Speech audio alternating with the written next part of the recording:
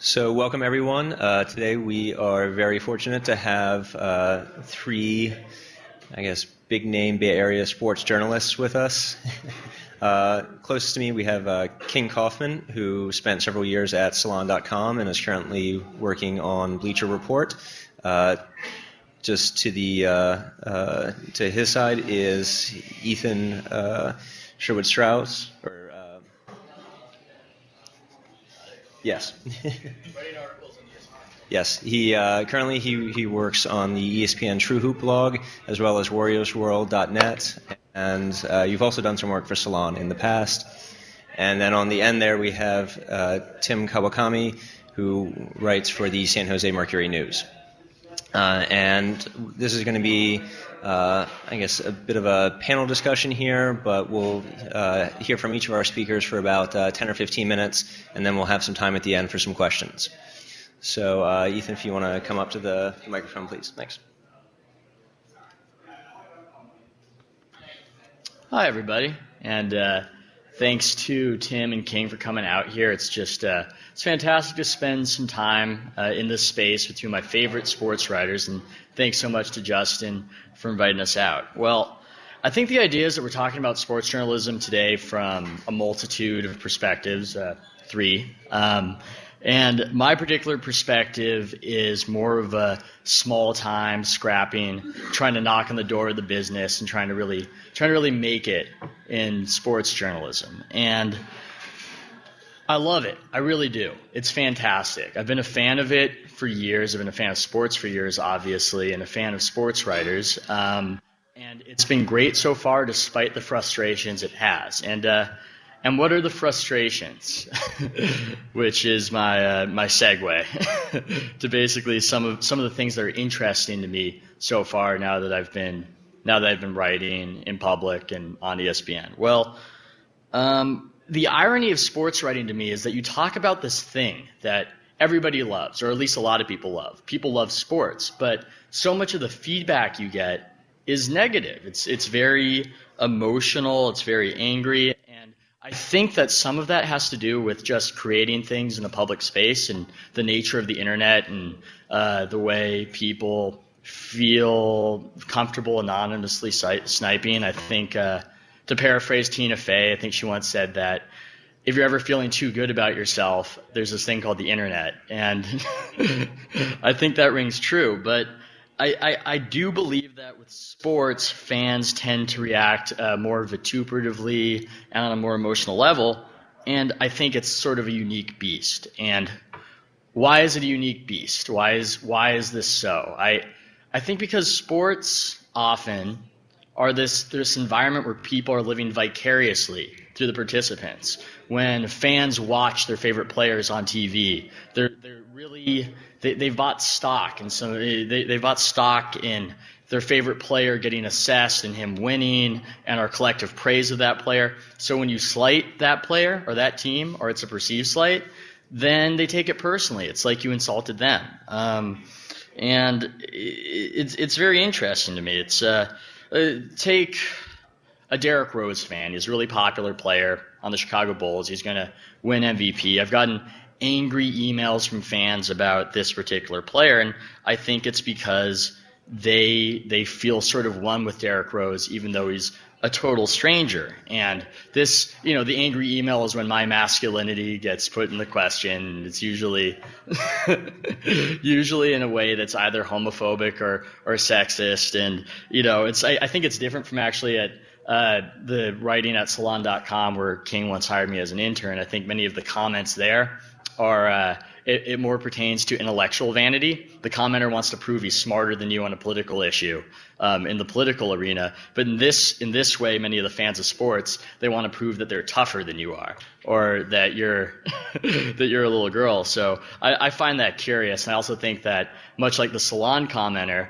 in the sports arena, I'm deriving my masculinity and my identity from proving that I'm smarter than this commenter or smarter than the conventional wisdom. So basically, the upshot is that we're all crazy, I think, is my eloquent way of putting it. So how did I get into this? Well, much like the angry commenter, it was out of frustration. A while back, I had come back from New York with my tail between my legs, having worked NBA PR. I couldn't find a job, and I had a lot of free time, so I just wanted a respite. I wanted something enjoyable to do, and so I sought out the Golden State Warriors. And as anyone who follows the Golden State Warriors might be able to jump ahead of me in the conclusion, it was not relaxing. Indeed, it was actually just more frustrating. And born from that frustration, I started writing about them online and trying to convert some of that negativity, some of that free time in my own life plus frustration with the team into something positive and creative. And it's worked well. It's gotten the ball rolling. It's got me doing stuff that I think is creative and fun despite the carping I'm doing about commenters. And it's really put me on the path to making my avocation my vocation, which is great. And since obviously I think you could deduce that I hate proper segues. What is the state of basketball writing today from my perspective? I think to a consumer, it's fantastic, and I mainly consider myself a consumer. With the internet and with blogs and there are so many perspectives and so many talented people trying to parse this sport in so many different ways. We have more information in general. We have Synergy Sports, which can just give you any basketball play that you could ever desire from any player and categorize them, and you just learn more and more. Not only that, but we have more advanced statistics to inform you as to what the hell is happening in the game. And as Rob Mahoney of the New York Times Off the Dribble blog elucidated, we're sort of screwed in that respect because we're never ever going to completely figure basketball out despite our advanced statistics in it. It's just exciting to try, and you just have more information, and the journey is more fun than it ever has been before. So for a consumer, it's great. For a writer, it has its upsides and downsides. Economically, it's certainly tough out there. It's tough to get paid. Monetizing content is a broader issue, and one that this is just one small facet underneath that umbrella of the problem of monetizing content. So, just know that many of the basketball writers and sports writers out there are doing it out of love, probably against their wiser inclinations. And emotionally, many writers would dismiss the effect and impact of the negative feedback that I mentioned earlier. But I just think that it has to have some sort of effect, positive or negative. Positive, all the negative feedback that you might get from writing about sports, perhaps it would make you stronger and tougher and more inclined to search within for what you think is honest and true and correct and just develop a thick skin. But you could go the other way. Perhaps that you would just become more inclined to say something conventional and not get, drowned in just torrents of internet flame and internet rage. So I think it could go one of two ways, but it certainly has an impact, and that's really interesting to me. It's a new medium. Essentially, the internet has returned us to Elizabethan England, where you perform on stage and you get rotted fruit and vegetables thrown at you immediately. So I just think it's it's an interesting byproduct of the times, and I think that it does have an impact on the profession. On the balance, the creative community is great in basketball. I'm assuming it is for baseball. I'm not a big follower of baseball. I know that King and Tim are. And I also want to mention that Tim does a lot of great basketball work. I forgot to. That's part of why the creative community is so great. Not only do you have young bloggers within the ESPN TrueHoop network, but you have guys in print who are adopting some of the fantastic aspects of social media, and Tim has a fantastic blog that has a great command of tone and has a lot of reporting and breaking news combined with the great voice and tone and opinion. So it's so much out there for the consumer. The community is great. I think a lot of the bloggers, even though writers are by their nature narcissistic and insecure and all that stuff, they work well together, and we work against our worse or baser instincts, and it's pretty much good times. So I'm just going to quickly go through my frustrations, because that's what started me on this path in the first place. What could be better about basketball writing? I don't think that we police ourselves well. I don't think that we really question writers who use anonymous sources too often, or who use anonymous sources for the wrong reasons, so as to insult a guy in a snarky way with no name attached. I think that's unethical and immoral, but yet I don't see other writers really calling out that kind of behavior. So I think that's one of the reasons why it persists. And I think I'm part of the problem in that respect. I'm hypocritical for even bringing it up, because I think a lot of people are in my position of economic insecurity and not wanting to burn bridges, and that's why we don't go, hey, that's not the way to report this, that's not the way you should do it. So that's a frustration. I also would say that my second frustration pertains to race and sports. Sports are just fraught with racial issues. Basketball, it's a majority black sport with a majority white fan base, and majority white coaches and owners and all that stuff. So obviously there are racial tensions and racial issues, but white sports writers, my ethnic ilk, they just don't want to talk about that for the most part. And there are just two ways it goes. Either they say race is not an issue on a particular issue because they're angry at an athlete like Barry Bonds or LeBron James, and race can't be an issue because otherwise their opinion might be in a sticky situation. So the one way white sports writers go about it is to say, for the most part, and I'm generalizing here, there are some who make good comments and observations, but the way they go about it is to just dismiss the issue entirely, or if they think that race is an issue, then they just don't want to talk about it, and they'll leave it to, there are great black journalists and reporters who do talk about these issues, but I think that the conversation is worse for the majority of sports writers, and that would be white sports writers, to just ignore a lot of the sociology of sports and a lot of these tensions. And I don't think that makes the conversation better. So those are my frustrations, and I'm ending what I'm talking about on that because it started my whole journey in this process in the first place. So I might as well. And thank you so much for having me. And we're going to be doing questions at the end. And King, are you up right now? Is it Tim's gonna go? Okay, cool.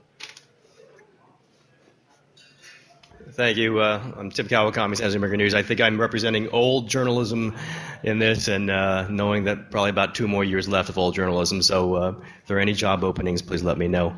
In fact, that is what I tell people. I have high school kids or college kids asking me, how do I get a job? And I tell them, in sports writing in particular, I said, you cannot follow my path. You can't go to journalism school, which I did at Northwestern. You can't get internships like I did. You can't work your way up through newspapers. I started in Philadelphia, worked my way back here, because those jobs aren't available. None of those jobs are available. I say, go get a job at Google and figure out how to start writing there.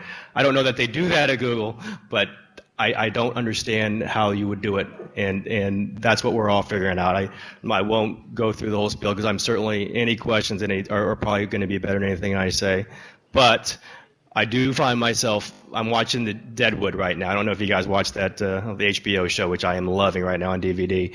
It's a unincorporated land where they're mining for gold in the 1870s. Part of no country, part of no state. They're all just trying to fend in for themselves.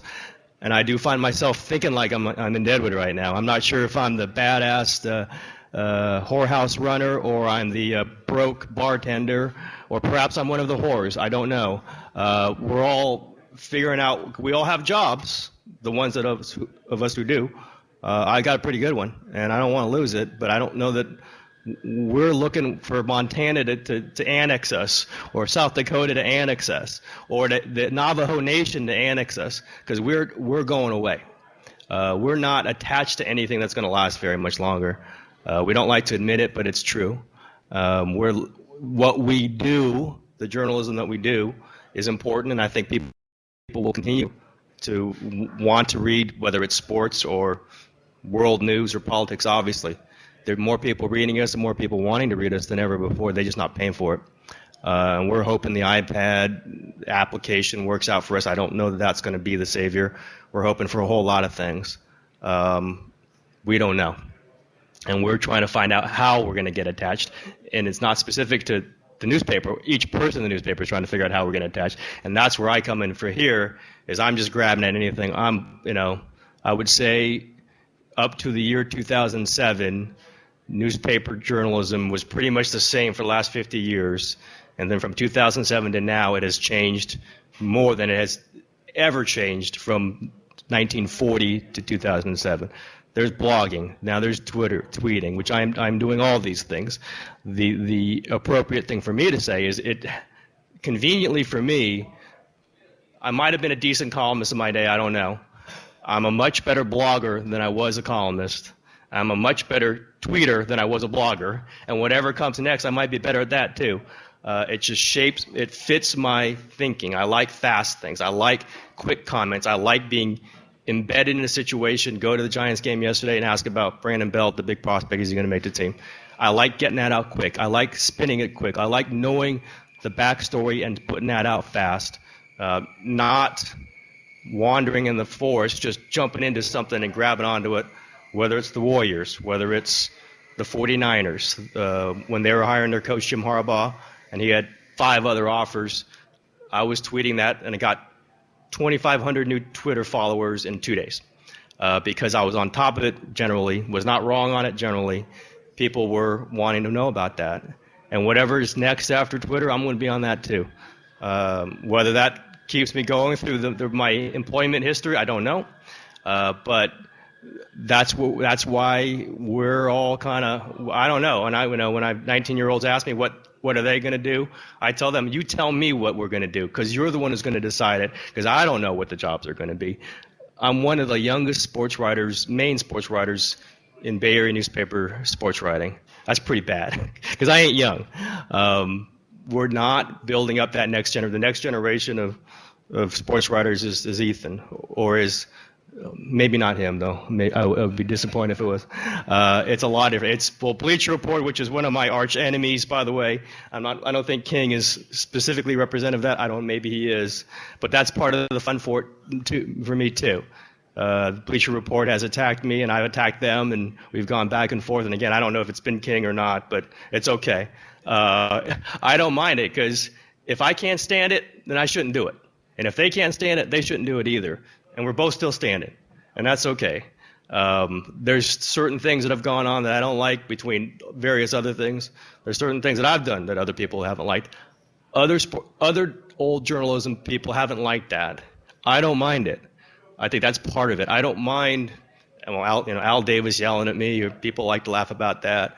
A back and forth, an accountability that isn't just for the sports people, which I do believe they must be accountable, but for me too. I don't mind it. I don't mind people. I turned on a radio once, just going home from watching the Warriors game on TV at my dad's house. Turned on KMBR, and I heard my name on the post-game show about 17 times. What is going on here? Because I had a controversial position about David Lee, one of their players. The talk show host was talking about my opinion, how wrong it was, and callers were calling up and saying how wrong I was. Kawakami, I said, is this a show about me or about the Warriors? I don't mind that. It perhaps means that I've been accused of being too much involved. I involve myself too much, but I also think that's part of the new journalism, if I'm going to be part of it. It's partially participatory, not I am the story, or Ethan is the story, or King is the story, but how that story bounces off of us and how that is reflected by us. And if it stinks, if what I'm doing is wrong, what I love about it is you don't have to read it. In fact, you probably won't read it. You don't have to buy a newspaper. In fact, I'm guaranteeing you most of you do not buy the San Jose Mercury-News. If you read it, you read it for free. It's a push of the button. It's a click. If it's not being delivered to you by what I'm doing, then you're going to go click to somebody else. And if it's TrueHoop, if it's Bleacher Report, if it's Google News, I don't know. It won't necessarily be judged by what your father bought and what his father bought and what is delivered on your doorstep. And I like that. I don't mind competing in that marketplace. If it's going to be Deadwood, and I'm going to have a couple guns on me, and I'm going to play some poker. And if I survive, I survive, and if I don't, I don't. And I'm kind of combative like that, if you might have been able to tell. But I'm certainly, any other questions beyond the Deadwood analogy, I'd be happy to talk about, but I'm going to pass it on to King here.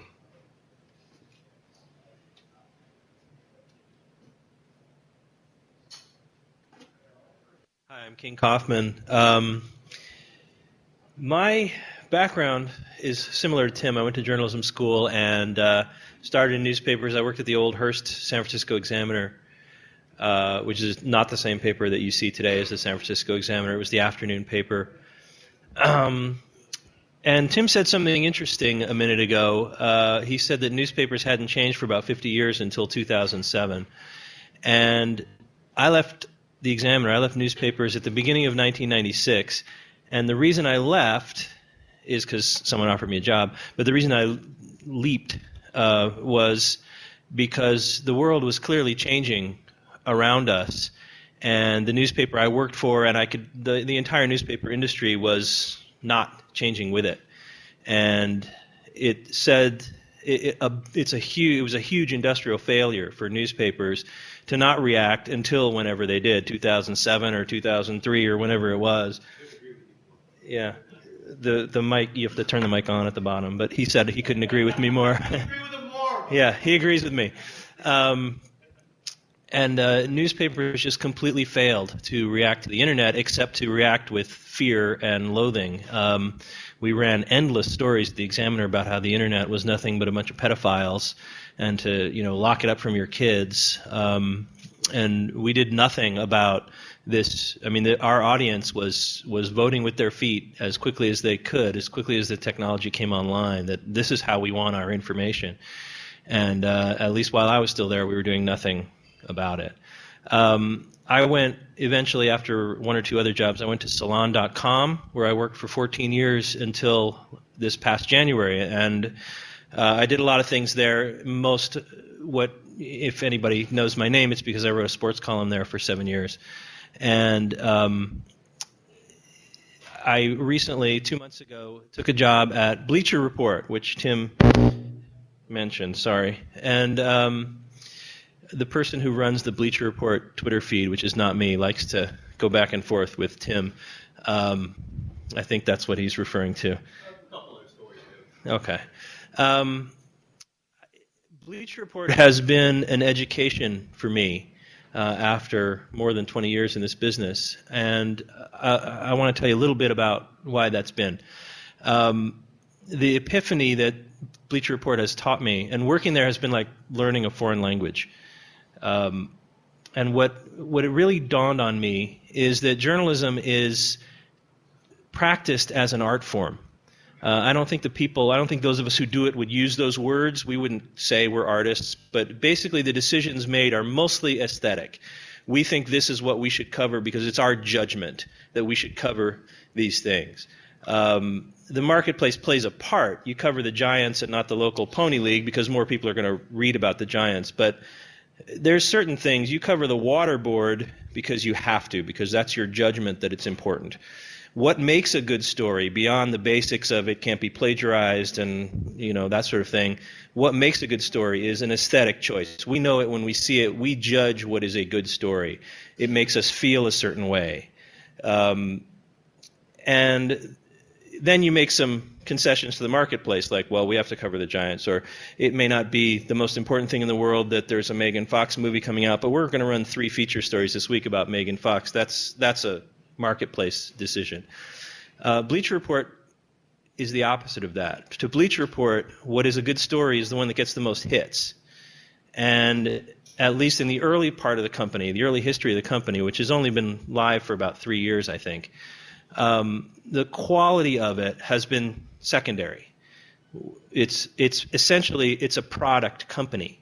It's not an art company. The product is content for sports fans, and it acts the same way it would act if it were making a car or a piece of software. Figure out what the demand is and try to supply the demand for the customers.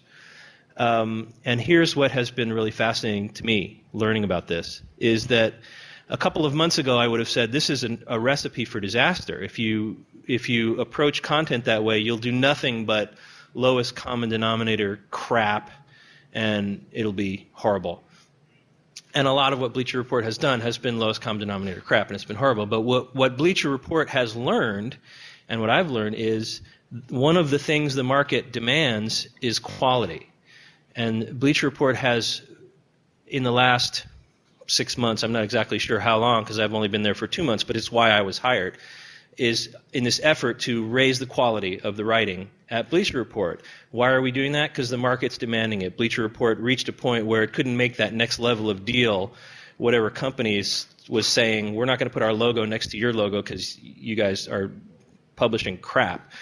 And so, okay, that's the market speaking. And the readers complaining on Twitter, complaining everywhere, complaining in our comments. This is a crap article. Why, Bleacher Report is terrible. It was not a decision made by the CEO who got tired of his friends, saying at parties, boy, Bleacher Report's content is terrible. It was a market-based decision to increase the quality. And I was hired as part of that effort to educate our writers. We have a huge roster of unpaid writers. You have to apply to write, but anybody can apply. And if you're good enough, you start writing about your favorite teams and sports. And what we are hoping is that you will take advantage of our editing resources and our educational resources and our feedback, and you will improve as a writer. And there's various steps that you can go through to get to sort of the top of the writing pyramid. And at the very top, there are some paid positions. But most of the people writing for us are writing for free. And this is what Tim and Ethan were talking about, and I'd be happy to talk about it too. It's hard out here for a sports writer because there's an awful lot of content, and there's a lot of people who are willing to create that content without getting paid for it or without getting paid very much. So it's awfully hard to justify the idea that you're going to pay somebody to do it when you can get people to do it for free. It's not impossible to justify that, and there's good reasons to pay people, and there's good reasons to pay some people a lot of money. But it's made it a much tougher market for simple lemonade stand reasons. But that's been the fascinating thing for me, is learning about how the market can demand quality, and the market asked us to raise the quality of what we're doing. And we are in the process of trying to do that. And so that's where our little corner of sports writing today is we are a voice for fans. We let fans write about their favorite teams and sports if they're good enough. And some of them are just fans. Some of them are Google workers by day, sports writers by night. Some of them are people like Ethan, or a lot of them are a lot younger than Ethan, high school and college students, and they're just aspiring sports writers, and this is a way for them to get some training and get some feedback and get their work in front of a pretty large audience. And it's just been fascinating to me. So that's my spiel on Bleacher Report and the state of journalism today. I don't know where we want to go from here. If anybody has any questions for any of us, I guess. Do we have any questions from the web? Exactly. So we have one question internally. Somebody said, my son is a freshman in college and is pursuing a sports management journalism major. What recommendations do you have for him as he looks to get into this competitive field? What's he studying? Was sports management / journalism. Oh. I said it before. I tell people, go work for Google. I don't know where those jobs are coming from. They're not coming from the newspapers, and that's been the training ground for years and years. Whether you start in newspapers and then a lot of the Yahoo or the formerly AOL Fan House or ESPN.com writers came from newspapers. The best ones did, that's for sure. That's not happening now, and now writers are coming up from other places that are not newspapers. So the normal pathway is not there anymore. It's very hard to say what it is. Other than, I think, like Ethan is an example that I've used, and other people, I could use some other people, is you just go find a place to write if you're going to write, and someone discovers you, and Bleacher Report is going to be one of those places. And whether that morphs into something bigger, Bleacher Report, or morphs into something in another website, probably not a newspaper. I think that's how that's happening. And I see, how many different NBA bloggers are there out there now that have just created something, SI.com, The Point Forward, various other sites have just kind of morphed out of nothing, and I don't know how much money they're making, but they're making some, and they're creating careers out of this. And it's not the path that I know, unfortunately. But I think, good writing is sought after. People want to read it, good analysis. The only worry I have is a lot of this is happening from people who aren't out there covering teams every day and asking questions. Ethan's out there, but a lot of people I read aren't, and I worry about that because we were just talking about this at lunch.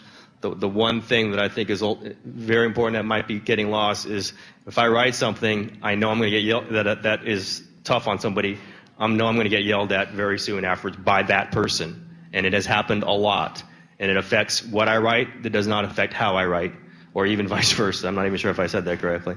I don't want the next generation of writers, or the next many generations of writers, not having that background where if I write something about Al Davis, I'm going to hear about it from the Raiders the next day. That's okay, because it's important that I write what I write and knowing that they're going to react in a certain way. Yeah. I just want to say I agree with Tim that if you want to be a writer, you write. That you find a way to write, and you find a place to write. And the great thing today is, when we were starting out, if you wanted to write and have somebody read it, you had to convince somebody to let them work for you. And there were only so many of those spots available. And now everybody's a newspaper, everybody's a publisher, and you start writing your own blog. Or you start writing for some place like Bleacher Report or SB Nation or any one of a number of places that are hosting writers, and you get your work out there. And if you're good and if you're passionate about it, you'll be doing it a lot, and you'll start to build an audience. And you have to go out and work it. You have to make those connections. You have to try to get access so that you can do. It's not just writing, as Tim points out. There's also the reporting edge of it, and that's harder to get into because there can't be that open market for access because you just can't fit. The world can fit 50,000 NBA bloggers, but you can't put 50,000 people in the Celtics locker room. So that's a harder part of it. But you start writing, and that's the way to get somewhere. Find a place where you can get people reading you, and you can create that place on blogspot.com or any other place. I think Tim and King covered that question quite well. There's a question in the back. Sure. I'm not sure this is even relevant to today, but we don't have a whole lot of other people waiting, so I'll try this. I went to Sundance and saw 13 movies, and my favorite was Big Fan. Any of you guys see that? Yes, I did. So it's about the relationship of the fan to his favorite player. The guy actually gets beaten up by his favorite player. Quantrell Bishop, I believe. Yeah. So if it's relevant, I'll let it go. I just wanted to bring that up and see what you thought of that movie. I thought it was a very good movie, and it made me feel actually a little sad and pathetic as a sports fan and a sports writer. And that's how you know it's good. If a movie makes you feel if it makes you feel anything, especially shame, then it's probably doing something right. And I think I sort of touched on that when I spoke earlier about how it is a little ridiculous to watch sports and to be a fan of these complete strangers. And I think, at least for men, and I'm speaking from that perspective, a lot of times it's as though we're trying to siphon masculinity from these warriors, and we're trying to feel more manly vicariously through them. And I think that was something that movie lampooned, and it's certainly something that I do on a certain level, and it's certainly something that's a little bit ridiculous. So that would be my response to your question. Any other? Okay. Hi. Just want to follow up on one point that you guys both made, Tim and King, on access. And the question I really have is, do you think that quality has kind of been forever compromised with a decline in access? I know when I was, maybe 10 years ago, I don't even like baseball, but I used to love reading Peter Gammons because I knew that, he talked to everybody. He knew exactly what was going on. He had the inside scoop. And if he said, the Giants were going to be good, probably the Giants were going to be good. No offense to Ethan, but, if somebody else said the Giants were going to be good, but he didn't have that sort of inside knowledge, that's something I might have less interest in reading. Given all the other channels now that teams have the players have their own Twitter feeds and blogs, and teams I think are probably much more savvy about the way they put information out and who they're letting in, behind the scenes. Do you think that we'll ever have that again, where you're going to have that kind of truly unique access and voice that professional writers, I guess, used to have, given their relationship with the teams they cover? I think you have more access today than you had 15 years ago reading Peter Gammons. I mean, I think you don't even realize how much you know today that you wouldn't have known 15 years ago. Like you say, the teams put out more information. The players have, or any source in any story has access to you directly. You hear and see more than ever would have been heard and seen when everything that you had to know had to come through Peter Gammons and however many other beat writers your local team had. There will always be some access. There's always going to be somebody who's got that access, whether it's the Peter Gammons types or where they'll start letting the top bloggers in. They're never going to close the clubhouse. I don't think that even if Tim is right and newspapers are going away, something or somebody will take their place. So I think the access is getting better all the time, although, countervailing that is that, like you say, teams are getting savvier all the time, and they're smarter about what they, how they train people and what they are willing to say, and, they know they're being watched 24/7, but they are being watched 24/7. I just want you to make a point that I love, because I do talk about this, is it does, credibility isn't something you can just go out and grab, and Gammons, probably more so 5-10 years ago than now, but people like Gammons have earned it because they're the one that you see, they're the one you trust. And my old retort was, it's going to come out in the wash. There's 1,000 people maybe writing now. The 5 best ones are the ones that are going to last because they're the ones people want to read and they care about reading. And whether their newspaper goes down or ESPN doesn't hire them back, whoever, if they're good, and the people are going to trust them and going to believe in what they write and will want to read what they write the next day. That always was my definition. Something big happens, who do I want to read? I want to read this person, period.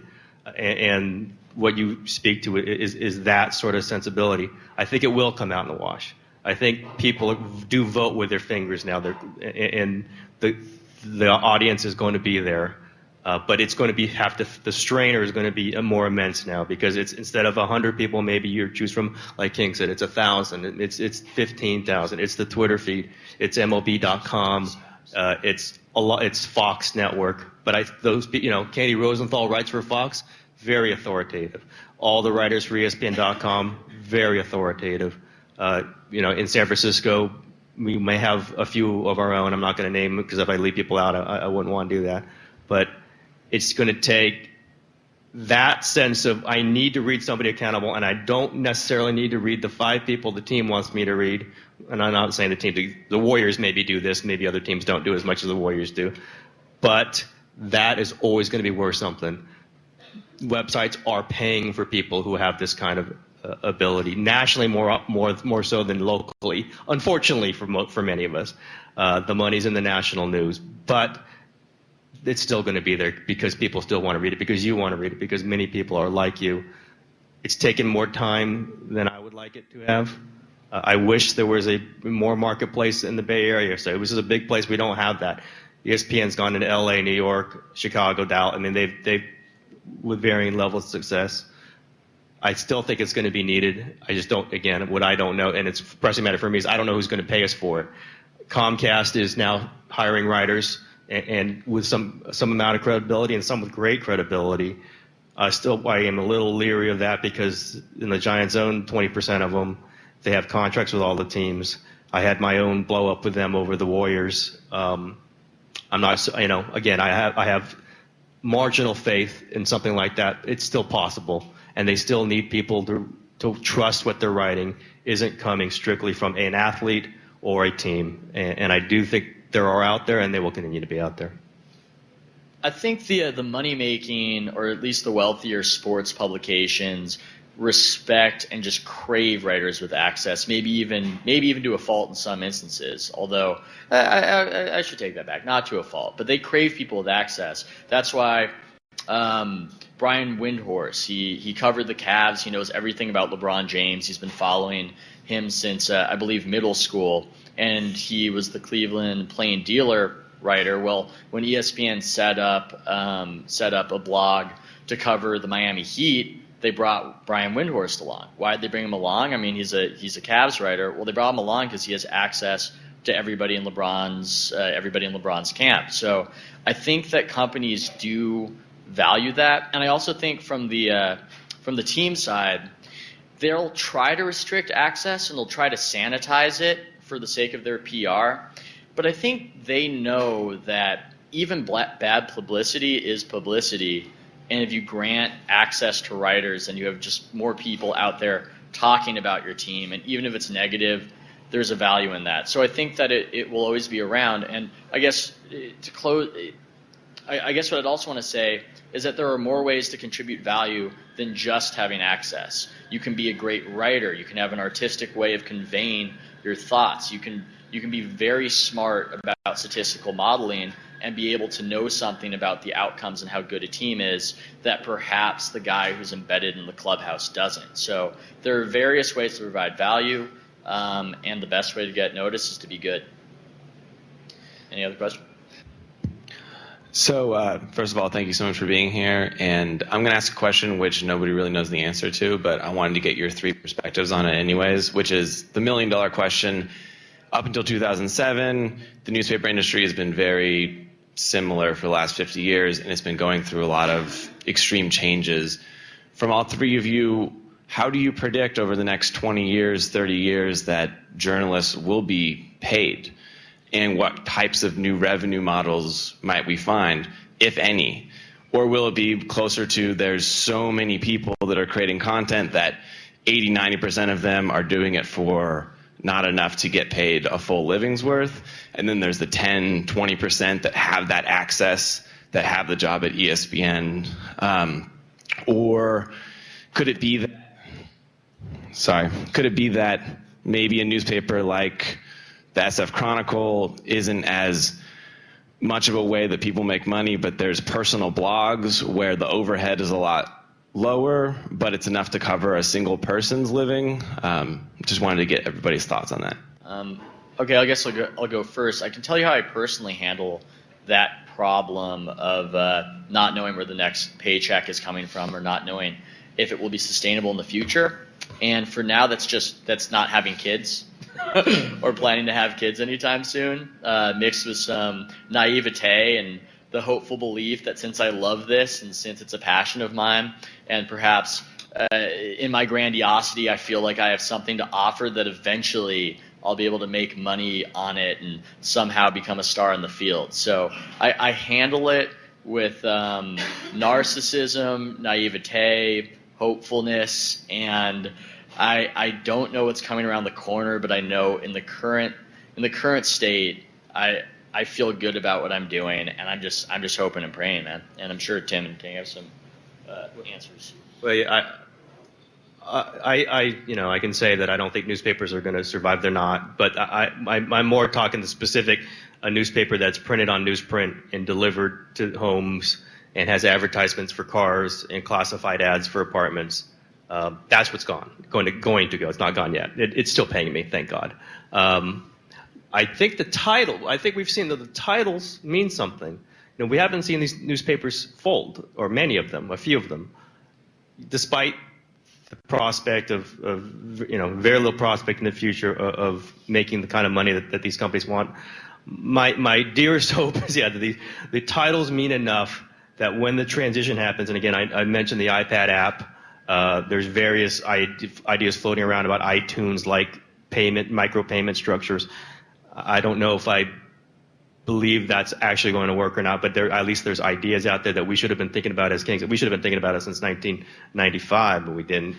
The title itself, that's what, again, without planning it, the reason why I blog, the reason why I tweet, the reason why I do those, or I'm on the radio, and they don't pay you when you're a guest on the radio, unfortunately, is that if and when there's a time when there's a streamlined newspaper or whatever is next, and I'm just going to say it's a newspaper. Say there's a San Jose Mercury-News idea, maybe not printed up, or maybe it's a weekly, or maybe it's some other form. The actual reporting and the website will have enough behind it where that will be enough. The San Jose Mercury-News as an idea still means something to people. If the San Jose Mercury-News says something, if I put it, I've laughed the first time I blogged something, and reporters across the nation quoted the San Jose Mercury-News. Well, it really wasn't the San Jose Mercury-News. It was my blog that the San Jose Mercury-News hosts. They don't edit it. They don't write the headlines. They don't monitor the reporting. They trust me with it, And if I was, again, we go into the marketplace here. If I was bad at it, I assume that people wouldn't read it to the level that they do. The same goes with my Twitter feed. They don't touch my Twitter feed. I push a button, it goes up. That idea that the Mercury News, even if people aren't reading the newspaper, which they aren't very much anymore, means something, carries me. The next thing, when there is an idea that we can monetize this, that it will mean something in whatever it is. But it hasn't folded. The LA Daily News loses money. It's owned by my company, loses God knows how much money every day. San Francisco Chronicle loses God how much money every day. We don't make enough. And they have not folded. There's a reason for this in my optimistic world, is because the title still means something. That if the title goes away, I don't know what replaces it that is anything even close to it. So when we figure out a way, an economic model, and I don't like King, and those people are very much still the ones who ignored the changes in the late 90s, are still very much the same people trying to figure out what the moves are now. I would have much more faith in any cross section of the people who I saw walking around this campus today than the people running. And I hope they're not looking. The people running my paper are not looking at this right now.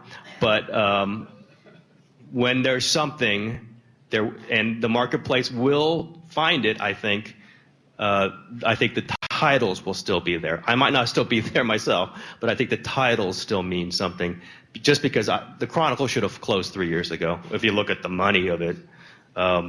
It hasn't, and I don't think it will. So, yeah, I agree. Well, I think that there's tremendous demand.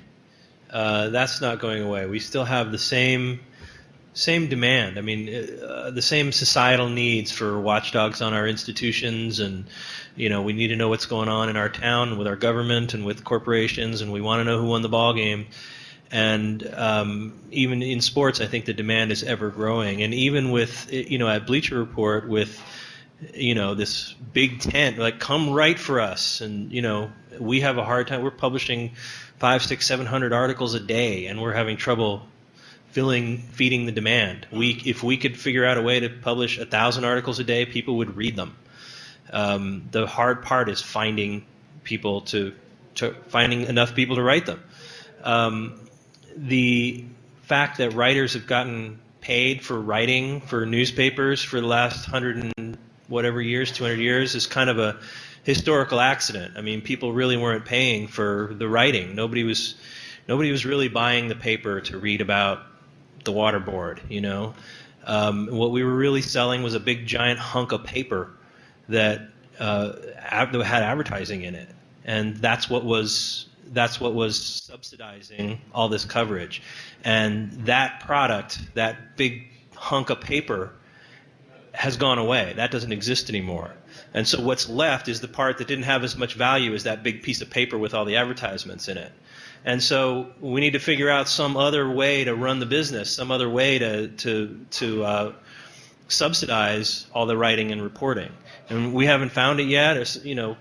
That's the big project of journalism over the next however many years, is figuring out what that is. It's probably not going to be one magic bullet thing like, oh, here's a substitute for the big hunk of paper.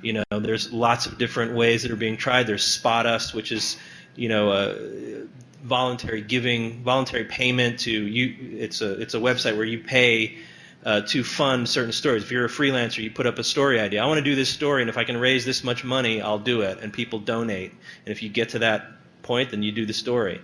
There's nonprofits that take donations. There's businesses that are doing other things. There's MLB.com, which is that's the company covering itself, and putting it at arm's length sometimes, and saying okay, we don't approve this story, but our writers have some independence, and we all as intelligent consumers know, well, okay, MLB.com is not where I'm going to go for the breaking story about the steroid scandal, but for the 90% of the rest of it, I can get it there. And so it's going to be this big patchwork of who knows what, and nobody knows what it all is. But I'm with Tim in being kind of optimistic about this, because there is this huge demand for it, and where there is this kind of demand, our society kind of always figures out a way to fill it.